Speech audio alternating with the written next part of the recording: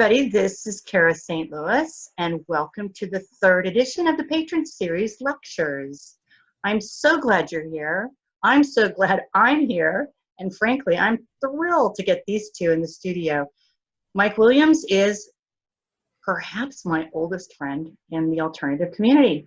I love the guy to pieces. He has Sage Aquay Radio Hour and blog and some other stuff attached to that in the United States. He'll correct me if I don't say it in a way that makes it easy for you to find, okay? I'm so used to going there, I don't think about it anymore. I want you to be able to find it, though. And honestly, Mike is also a guitar aficionado. It's true. He makes them, he repairs them, he buys them, he talks about them, he loves them. And he has a blog that's strictly about guitars, and I couldn't find the link today, Mike. Can you just say it? It's actually my YouTube channel. So if you go to, it's another YouTube channel. So if you go to Mike Williams, Do It Yourself Guitars, that's where you'll find me. Yep. Yes, yes. I sometimes can't help myself poking fun a little bit at him because he is such a guitar maniac. But you can tell he loves it. It is his passion. And frankly, my youngest son is a guitar freak, and he's following Mike now too, but on a different level. Okay.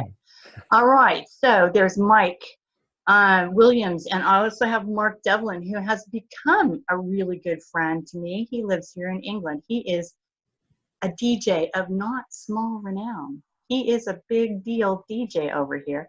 Is your show called the Sound of Now? Is that your DJ show? Yeah, that's my proper radio show. Your proper radio show. Conspiracy madness. That's my real radio show, The Sound of Now, which goes out on an FM radio station in Oxford every Saturday evening.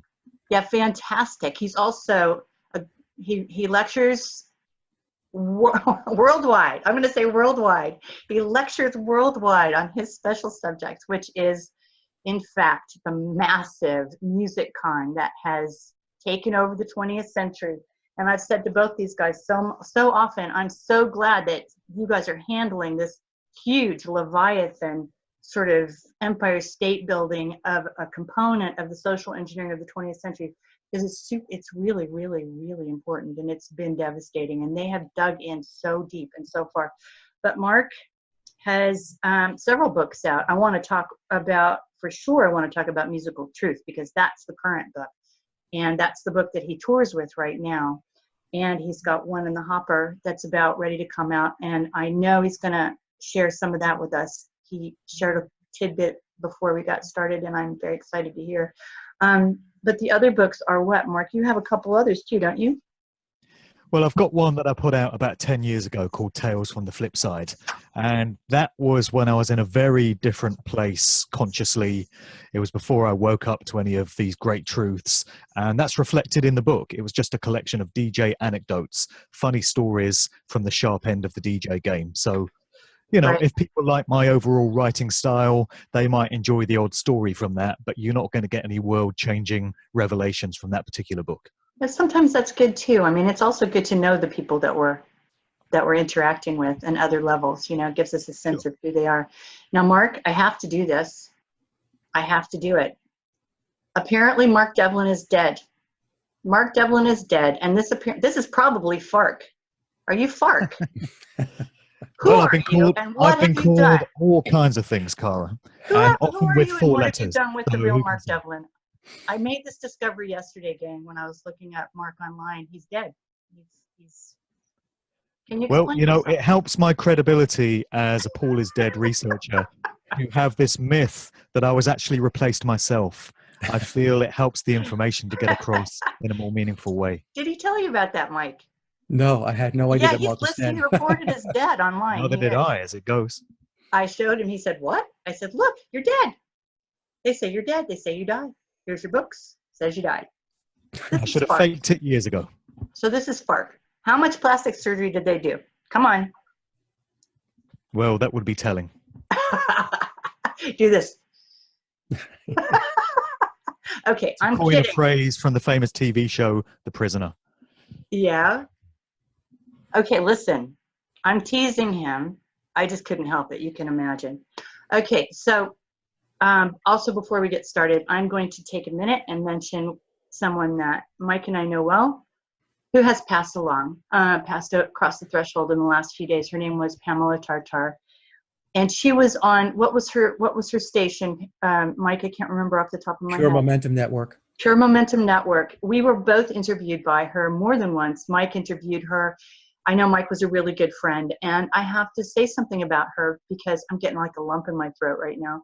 I have to say something about her because no one, unless you knew Pamela, you have no idea the physical challenges that woman fought through to bring things to public attention. She was magical. She was a healer. And yet she could barely, she was so ill for so long. So I, for one, am glad that she's got some peace and some release and that she's over on the other side watching us. But I do want to say thank you. Well done, my friend. Well done, Pamela Tartar. Well done, because you offered so many of us solace and help and love.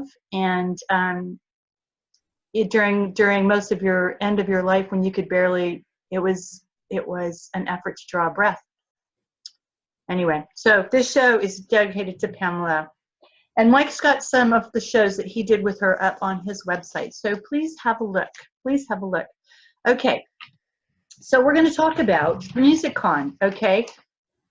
All three of us here have done work and are deeply interested in and concerned about the social engineering of the 20th century, because it's how they've managed to get us to do and be who we are and what we're doing and accept the terrible, terrible things that are happening to us. And it is the terraforming, the social forming of the world that we're supposedly leaving our children. I'm going down swinging. I know Mark is, and I know Mike is. So here we are to talk about the MusicCon. So I guess the first thing to do would be to give it a bit of a general background, because let's assume, as we should, that not everybody knows, the beginnings of this kind of thing and how it played out in general. So who wants to start that one off? Mark, why don't you take it, because you have your book. It's you're very well equipped to discuss it. Okay, so the whole subject area of culture creation, social engineering, and lifetime actors and the way they get used is going to be a big part of the upcoming book. And it's the major subject area that I've been looking at for the last couple of years, really trying to get an understanding of how these whole things get done. And the more I've looked into it, the more I've come to realize that the corporate music industry on both sides of the Atlantic, because you see so many connections between the American industry and the British industry. And it will be the case in other countries as well, but it's mainly the American and British industries. It would seem to be the case that these corporate music games were set up specifically for the purpose of brainwashing and mind controlling and sowing certain ideas and values and belief systems in the minds of the general public. Because when I started looking at the timeline of all these things, I found myself going ever further back. So I started off getting drawn into this whole area of research by looking at recent pop music videos from the last 10 or 15 years or so. And I was seeing all the same symbolism cropping up: occult symbology, hand signals, all the calling cards of the elite ruling class and the occultists that preside over these industries. Then I found myself going back to the 1980s and seeing the same symbols cropping up in pop videos from the prominent artists of that era. Then I found myself being drawn back to the 70s, to the 60s, and then all the way back to the 1950s, and pretty much the instigation of these industries. So you could take it back to the rock and roll era, I guess, Bill Haley and the Comets' Rock Around the Clock onwards, and Elvis Presley and the emergence of all those artists. And it certainly seems to be the case that the fingerprints of the military intelligence communities and social engineering think tanks like the Tavistock Institute and the Frankfurt School and Stanford Research Institute and all these different organizations were there right from the start. And you see all these connections between these prominent artists and the CIA and MI6 and the other intel agencies. It's very apt that we're recording this interview today, because it turns out to be the 40th anniversary of the reported death of Elvis Presley. And I say reported death because whenever it comes to these apparent celebrity demises, there are always more questions than answers, and a whole load of anomalies and discrepancies, which, to a suspicious-minded researcher like myself, cast some doubt on the official story. So I wouldn't necessarily say that Elvis Presley definitely died on the 16th of August 1977, but the official version of events is that he did. And when you look at Elvis, you find that his manager for the vast part of his career was Colonel Tom Parker, who has connections back into the world of the military. Elvis himself was, of course, drafted into military service. There's a very strong suggestion that he was working for various intelligence agencies, such as the DEA, and doing some undercover work for the CIA. So that's the very first kind of superstar of the rock and roll era, and straight away you've got all these dubious connections when you do some delving into his background. Then you could take it forward to the next massive act that really had a major impact, which would be the Beatles. Started off in the UK, then we had the British invasion, and there's probably a bit more to that particular phrase than at first meets the eye, when the Beatles and all these other British groups started to become very popular in the US. And you do some delving into the background of all these groups, and you find the fingerprints of the intelligence services such as MI6 and again the Tavistock Institute and all these different organizations all over them. It's the same with the Rolling Stones. It's the same with The Who. Then you can get into the American bands like The Doors and the Grateful Dead, and there's definite connections there going into the CIA. And you just come to realize that it seems to be the case that the industry was set up by these organizations, and these bands and these artists were put out there as their chosen ones, as their assets, specifically to have a social engineering effect on the general public, on the people that would lap all these people up. And it's the creation of heroes and icons and rock gods. That's what we've got through these celebrities. Whether it's somebody like Jim Morrison, who was seen as an anti-war icon and a real prominent figure of that whole counterculture scene, or whether it's somebody like the Beatles that had this hysterical, obsessive mass following among so many people, or whether it's somebody today like Jay-Z, Kanye West, Beyonce, Rihanna. These people are put on pedestals. They're revered as iconic heroes and cultural figures that have a major influence on society. And whenever anyone gets to that level of influence, you've got to ask yourself what the agenda is, because there's always an agenda to be uncovered if you know where to look and if you look deep enough. So there's a couple of things that come up. Mike, I'll ask you to chime in on this next couple of things, because I've heard you talk about at least one of these. I know about Theodore Adorno. Yeah. He's sort of that's the name that you get sort of at the pinnacle of the music, the beginning, the inception of this music con, this great music con. So we should say some things about him. He's straight out of the Frankfurt School, but then at a certain point, it's really hard to distinguish between one and the other. And I also wonder about these folks, these people, when they get on the when they're on the rise and when they're on top. Or do they enjoy it, or are they so MK Ultra that they have absolutely no idea where they are anyway? Do you know what I mean?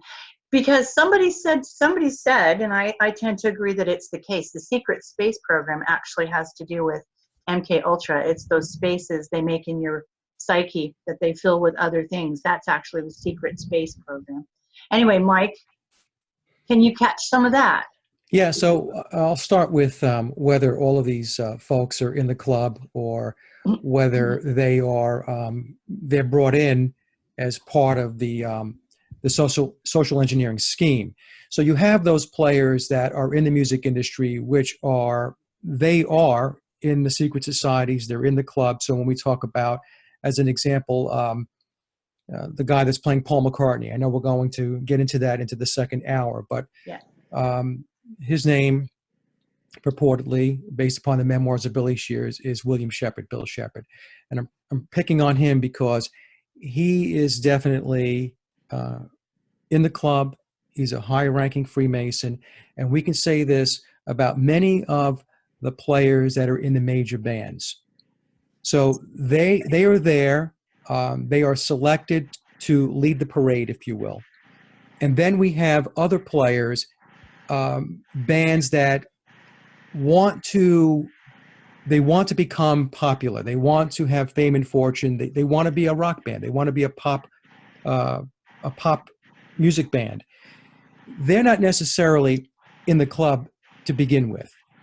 But what happens is they are selected and picked, whatever that selection process is, they're honed in on, and they are then used as part of the social engineering scheme that they have in place. So, as an example, a lot of these pop stars we have today, yet some of them are clearly, like I said, they're in the club. They have their membership card.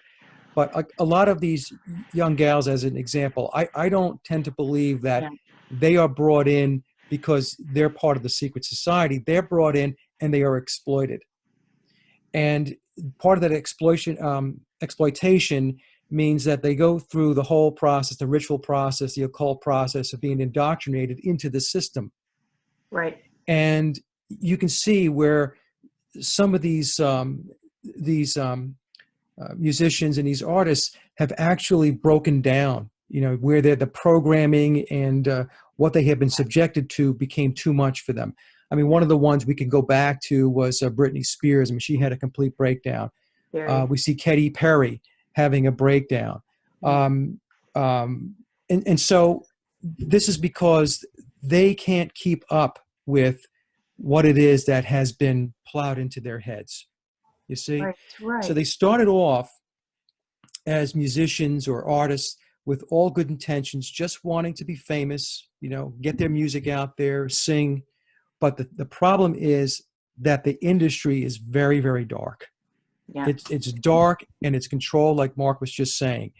And there's no getting out from under it. If you're going to seek and then achieve fame and fortune in the music industry and even the entertainment business today, there's a price to pay, and that price to pay is selling your soul to the devil. Right. Now, Theodore Adorno, just quickly, there are researchers in the Paul is Dead community that claim that Theodore Adorno actually wrote the Beatles' music. I have heard that, yeah. Right, and it was handed off to the Beatles to perform. Now, there's no way of validating that. I know of no real substantive information or evidence or facts that I've come across to be able to substantiate that. But I do throw this out there.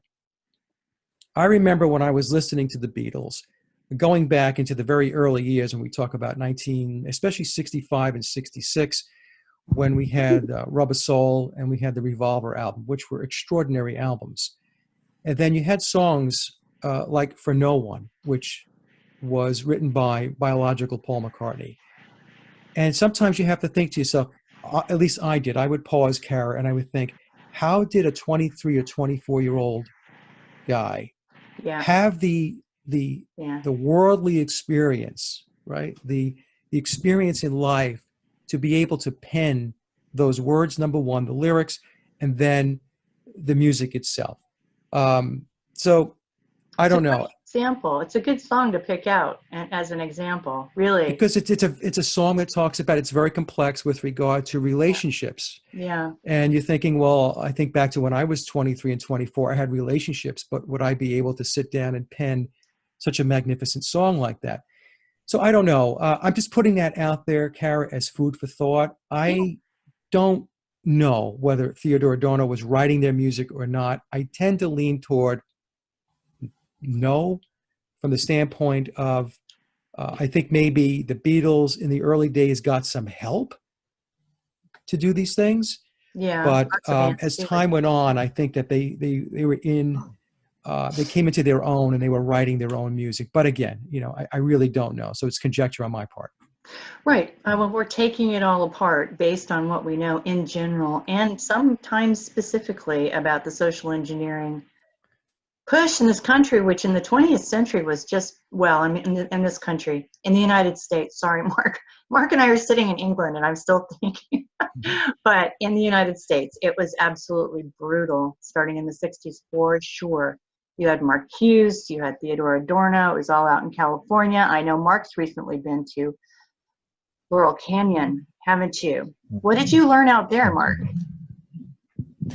Well, I wanted to follow in the footsteps of everything that I'd read in the book by Dave McGowan, Weird Scenes Inside the Canyon, which really opened so many people's eyes to the true nature of the counterculture, psychedelic folk rock music scene of the mid to late 1960s. And McGowan showed that although most of the historical emphasis has been on San Francisco, and specifically the Haight-Ashbury district of San Francisco, in terms of where the hippie movement got started, so many of the prominent musicians of that era actually came out of Laurel Canyon in Los Angeles. And his question was, why should this be? This was a neighborhood which, prior to that age, had absolutely no musical heritage whatsoever. And yet it was drawing all these musicians in from all over the United States and overseas to this one particular neighborhood in LA. And so I went up there in April with Greg Carlwood of the Higher Side Chats podcast. He wanted to come along for the road trip as well. And we went to a whole load of these iconic hangout spots that all these musicians would congregate in, such as Frank Zappa's old log cabin home, Jim Morrison's old house. We also went up to Cielo Drive, the site of the Tate murders at the hands of the Manson family. And we went to the hotel where Janis Joplin was discovered dead, and all kinds of grisly places like that. It was a bit of a Hollywood death tour, really. But yeah, I just wanted to see what this place was all about and get an understanding of what went on in those heady days in the mid to late 1960s. And I did a podcast just recently with Jan Irvin of Gnostic Media and Steve Altrim, revisiting the whole Summer of Love counterculture 60s scene, because we're on 50 years now, the 50th anniversary of that 1967 psychedelic zenith of that whole thing. And it really is a masterclass in how social engineering gets done. And we're just starting to understand it properly, I feel now, all these decades later. All these musicians were put up there as these cultural heroes, as these leaders of this movement that was supposed to be going on, this change in culture, this change in social attitudes. But because of the research opportunities now afforded to us by the internet, we're able to understand where most, if not all, of these key players came from. And once again, it's connections going all the way back into the CIA and the Pentagon and Harvard and Yale and Skull and Bones and Bohemian Grove and all these secret societies. And you come to understand all these prominent figures were placed there to have an effect on culture and to steer it in a certain direction. And it would appear in those days to have been all about the debasement and the degradation of morals and changing people's belief systems and changing what was socially acceptable to people versus what previously wasn't. And we're really feeling the after effect ripples of that era now, I would suggest 50 years later, in terms of attitudes to drugs, to sex, to familial relationships, to sexual relationships. You know, all of that was changed in that counterculture era. There was LSD everywhere. There were other kinds of drugs everywhere. The whole scene was just awash in it. And it was all being provided by the CIA. Right. And that stands as the best example, I would suggest, of how cultural creation gets done. But there are many, many others. And what we have in these times is the same kind of templates, the same kind of plans being rolled out, but the details are just different, and it's being packaged for a new generation. So right now we've got this whole transgender agenda, this whole LGBT thing, the whole normalization of gender fluidity and gender neutrality and all this stuff. You know, people get very upset about it, and it obviously pushes people's buttons when you start raising these issues.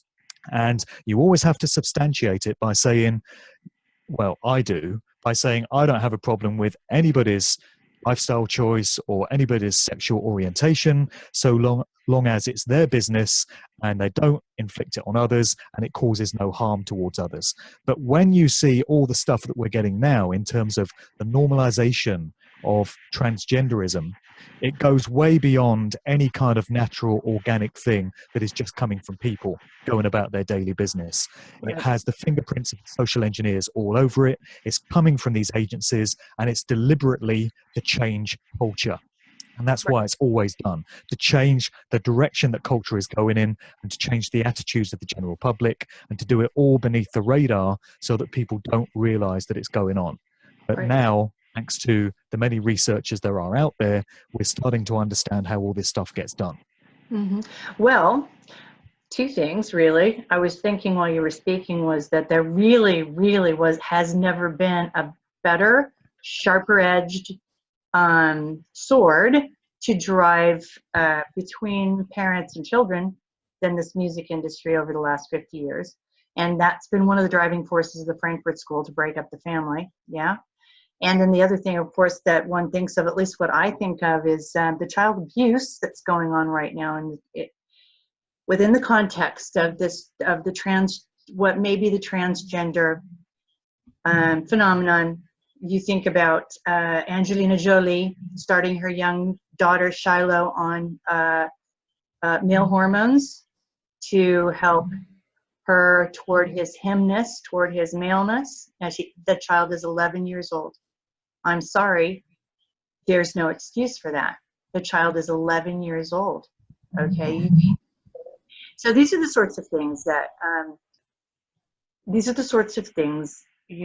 that we really need to talk about. We really need to have a look at. And that one in particular, the gender fluidity is difficult. I know lots and lots of people whose children are occupying that space, and it's a minefield for them because they love their children and they don't, you know what I mean? They love their children. They certainly don't want to be estranged from their children because they don't, anyway, you know what I mean? So let me just throw another one in there, if I may, which is just recently we had Russell Brand coming out after a period absent from the media. I mean, anyone that still falls for Russell Brand's revolutionary Man of the People act, I really don't know what to tell you. You're probably watching the wrong show if you fall for that and you're looking at this. But Russell Brand has been utilized in so many different ways over the years for various agendas. And there have been so many red flags to let anyone with a modicum of attention about them understand what he's all about. But I think it was just last year, he came out and announced that his wife or his girlfriend, whatever it was expecting their first child. And he announced in the media that he was going to raise his child gender fluid. Then just recently, earlier this year, we had a grime artist by the name of Skepta. So grime is a form of UK rap music. It's very aggressive, very fast-paced. It's packaged towards young people. It's very much a London kind of sound.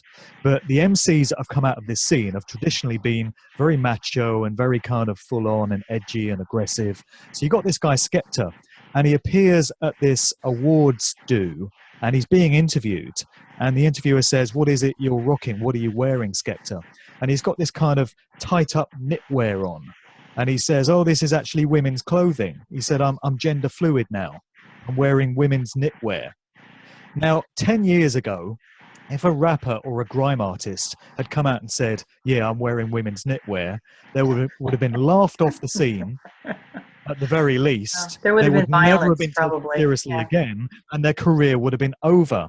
But because of the way this whole thing has been made socially acceptable, and because of the crime that it now is to question it or criticize it or have anything to say about it other than the official narrative, it's completely accepted.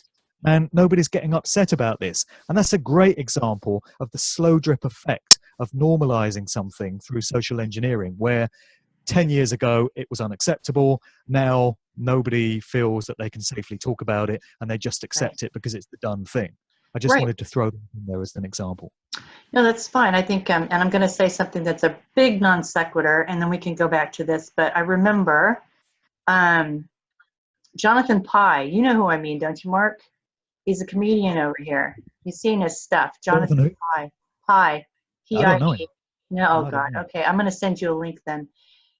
He did this commentary 6-7 minutes after the day after Trump was elected. And I couldn't have agreed more with it in the sense that you shut people down, you shut people up, you don't let them say what they think, you completely end the discussion, you completely end the debate, and this is what you get. This is what you get. People go into the voting booths and that's the only place they can say how they feel, you know?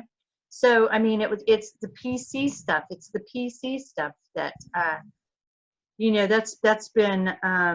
that's been very, very effective in shutting everybody up. You know, as long as you're saying you can't say that, then then you have problems. Political correctness, by the way, came out of the anthropology. Franz Boas and Margaret Mead were the first ones who sort of started collecting up that bit for us. But I digress because we're here to talk about music. Anyway, Mike. Yeah, and if you don't like it, you're an anti-Semitic, homophobic conspiracy theorist. Sorry. Yeah. Okay. I wanted to, for a second, just to go back to Laurel Canyon, Kara and Mark, for a moment, because maybe some of the audience is not familiar with some of the bands that came out of Laurel Canyon. So I'll just name a few of them so you can put it into context and you can understand what was coming out of Laurel Canyon from a music perspective. So we had bands like the Byrds, Buffalo Springfield, the Monkees, Beach Boys, the Mamas and the Papas, the Turtles, the Eagles, Frank Zappa, Steppenwolf, Crosby, Stills, Nash, Three Dog Night, Alice Cooper, The Doors, of course, with Jim Morrison, we mentioned that, Joni Mitchell, Judy Collins, James Taylor, Carole King, Jackson Browne. Okay, so this was not just, a couple of names. There were a lot of artists that came out of Laurel Canyon. And the other interesting thing to note about Laurel Canyon, which is just a suburb in California, is that there was a top secret facility there, government facility called Lookout Mountain, which was a full service film studio and recording studio.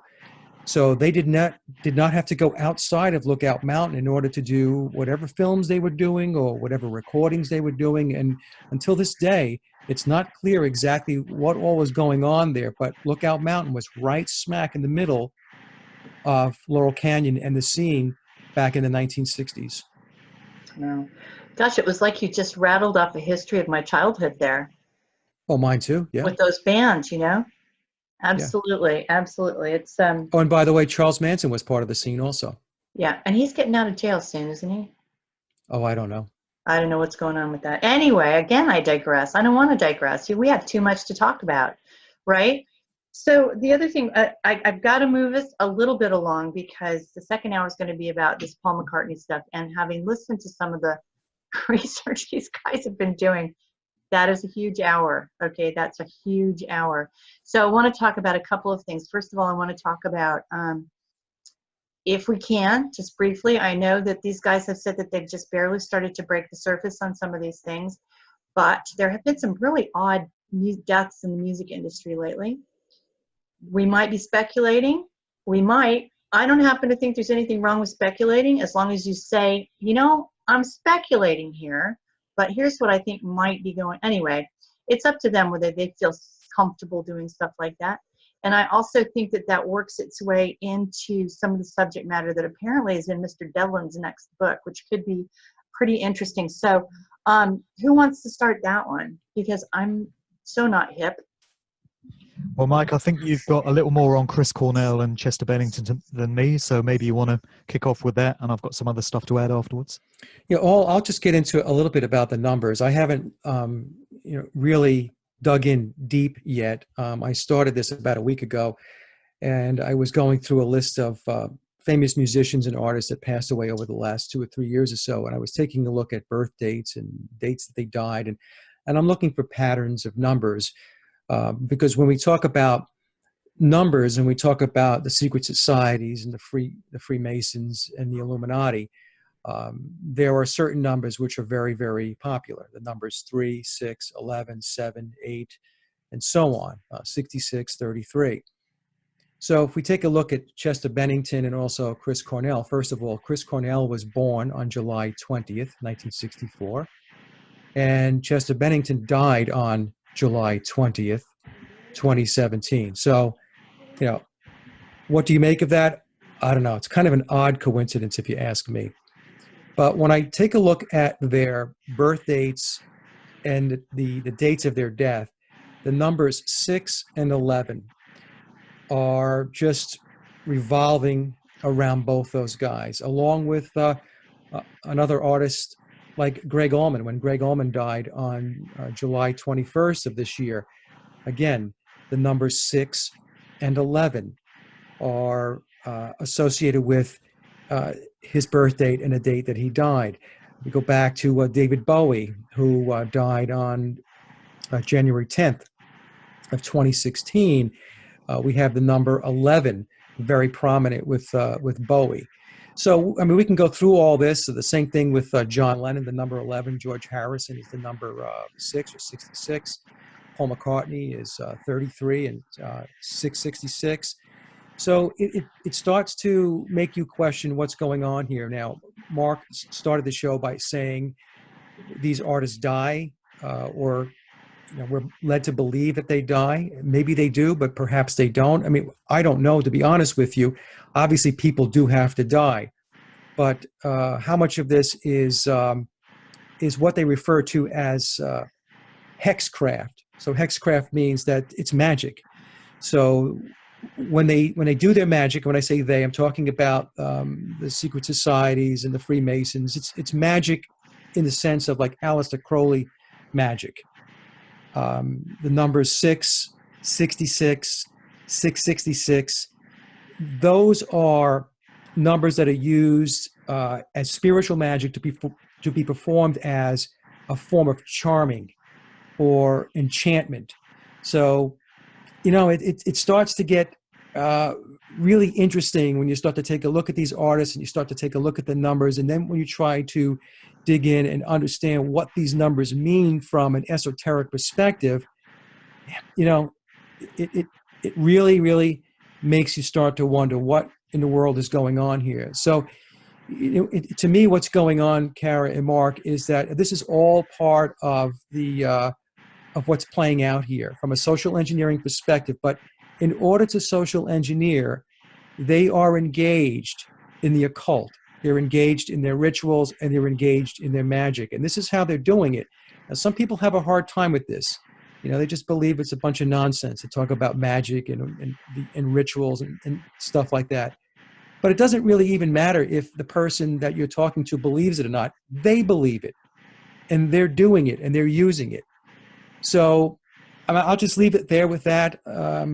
I have more work to do on a lot of the names that are here. I have names like, I have Prince also. Prince has the number 6 associated with him. Leon Russell, George Michael.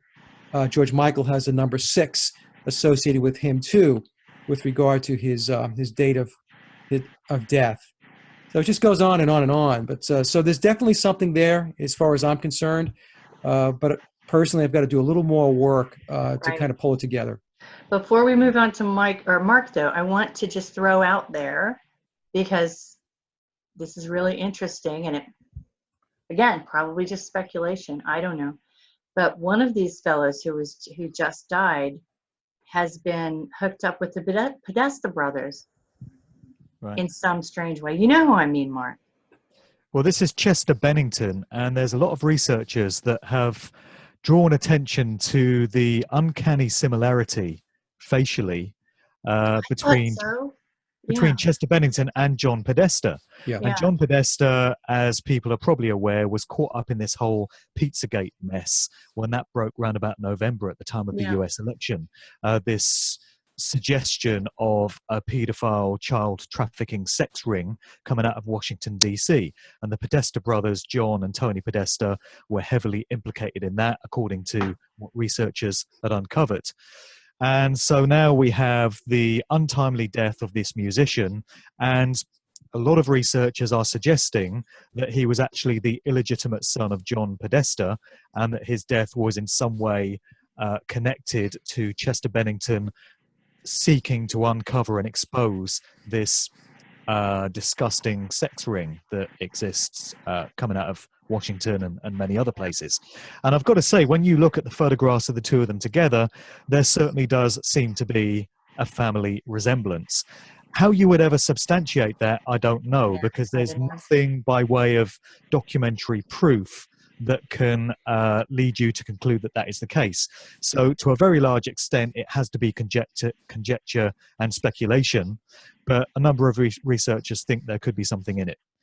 Another interesting element to throw into the mix is that Chris Cornell, one of the recent rock music deaths that we're talking about, from Soundgarden and Audioslave, was the godfather to one of Bennington's kids.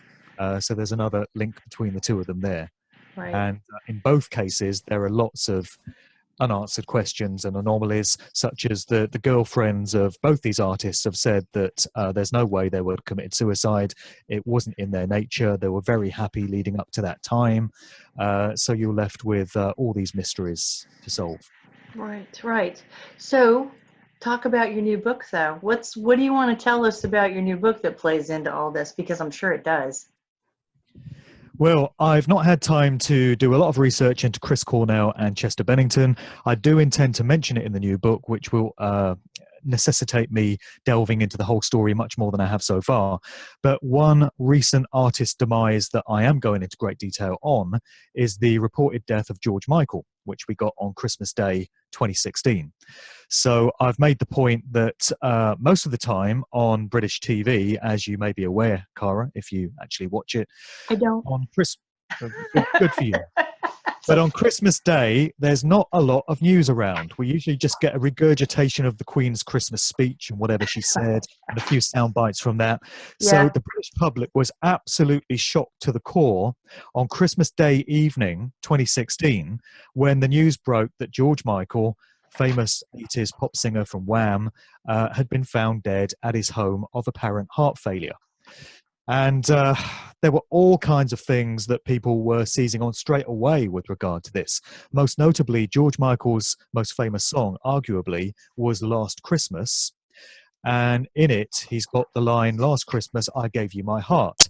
And so we have this artist who turns up dead on Christmas Day of apparent heart failure. But it goes a lot deeper than that. And when you get into the element of predictive programming, you find some very interesting stuff indeed. And if people aren't familiar with predictive programming, this is the act of placing aspects of a real world event which is yet to happen into works of popular culture. So it can be music videos, it can be TV shows, Hollywood movies, live stage shows like the Grammys, the Super Bowl, whatever. And it tends to hint at something which is coming. So then when the event actually happens, a lot of people go back to these earlier works of popular culture and they can see all these strange examples that seem to foreshadow this event. With George Michael, it's just ridiculous in terms of the amount of stuff that we have. So first of all, the two main British soap operas, both of which were screened on Christmas Day, are EastEnders and Coronation Street. And there was a reference in both of those to George Michael on Christmas Day, a very short while before the news of his death was announced. So in EastEnders, you got this thing where they're having this get together in the pub and they've got some Christmas crackers and they all pull the Christmas crackers. And the big joke is that the gag inside the Christmas cracker is the same for all of them. And it makes a reference to George Michael and Last Christmas. Then over on ITV on Coronation Street, which aired just before the news bulletin, you've got a choir that are doing an a cappella version of Last Christmas. Then when it comes to movies that were released in 2016, you've got so many that make a reference to George Michael dying. Let me just consult a couple here. So you've got this movie called Deadpool, and it has a storyline which involves bets as to which famous people are going to be the next to die. And the main character in the film is portrayed as a super fan of Wham. And George Michael's Careless Whisper plays over the film's closing credits. You got the musical La La Land, which was released over Christmas 2016. And there's a scene there where the female lead character yells out George Michael's name for no apparent reason. You've got a movie called Keanu, also released in 2016. And you've got these characters who are basically street kind of gangsters. But the big joke is that one of them is a super fan of George Michael, of all people. And there's this one scene where he takes a hit from some kind of crack pipe or a bong or something, and he goes into this alternate reality. He's going into this altered state of consciousness, and he appears to go to heaven, and he sees this ghostly apparition of George Michael from his Faith video, and he kind of communicates with him. Isn't that weird? Also, Wham's music plays over the closing credits of that film, just as a further coincidence. Somebody brought my attention to the fact that a short while earlier in 2013, there was a British drama called Having You, and there's a scene in a public toilet where a couple of characters go in, and this one guy says to the other one, he makes some comment about the ghost of George Michael. He says, "Careful, you'll be meeting ghosts of George Michael in here." And the other character says, "Oh, George Michael isn't dead." And he goes, "Isn't he? I could have sworn he was." Then you've got T2 Train Spotting, which also came out in 2016. And there's a whole monologue that Ewan McGregor goes into based around the Choose Life slogan of Wham and George Michael back in the 80s. Right. And footage of George Michael that gets spliced into that. There are a couple of other films where George Michael's music was used in the closing credits. One of them is Zoolander, the Martin Scorsese movie Bleed for This. So all these movies, and so many of them came out in 2016, the year of George Michael's reported death, which have references to him, and many of them have references to him having died. This goes way beyond the realms of coincidence, and what we're dealing with here is some kind of sorcery, some kind of magic with a K, because as Mike said, what we have presiding over the music industry and the entertainment industry generally is an elite priest class of dark occult practitioners who have their religious rituals and their ways of doing things that are very important to them. It's often to do with the numbers. It's often to do with symbolism. It's all to do with the dark occult. And they run these rituals on the general public right in front of our eyes through these works of popular culture. Most people have absolutely no idea what is going on, but they are making, nevertheless, an energetic connection with all this stuff on an unseen level. Yeah, because we are, first and foremost, we are magicians, all of us. Yes, and we are surrounded by magic all the time. And we have simply been made to forget that it exists, what it looks like, and half the time, no, more than half the time, we're being put in a position where we're enacting the magic for them. Yeah, we're doing their job for them a lot of the time. This is where we really have to focus our energy in making people understand what it is that's actually going on. For example, just not in terms of music. Let's talk about our vocabulary. Let's talk about being dumbed down such that we're using about 20% of the words in English that are available to us. I think one of the reasons that's the case is because then they've corralled us into a position where we're just constantly casting spells for them because we have such a limited amount of words that we're using. Do you know what I mean? And we're using them in such a way because of the social engineering that you're talking about right now that we're doing a lot of their work for them, right? So unfortunately, I have to move us to the second hour. But I have to say, I'm so impressed with the research that you guys are doing along these lines. I am so glad that you're here. And also, before we end the first hour, I have to do something extraordinarily self-serving and plug the lecture that Mark and I are doing together soon with Tony Sayer. Yes, so we're going to do it on Guy Fawkes night or day, right? That's November the 5th in London. Mark's going to be talking about what Mark talks about. This is just a taster. Okay, he really gets going. Tony's going to talk about the social engineering, Tony Sayer's flavor, and I'm going to talk about the imagination, yeah, and the seed race of the Fae. I have to plug that because I'm really excited about it. Okay, so guys, thank you very much for the first hour. I'll meet you in the second hour, and thanks everybody for being here for this part, and we will see you in just a few minutes, right? Okay.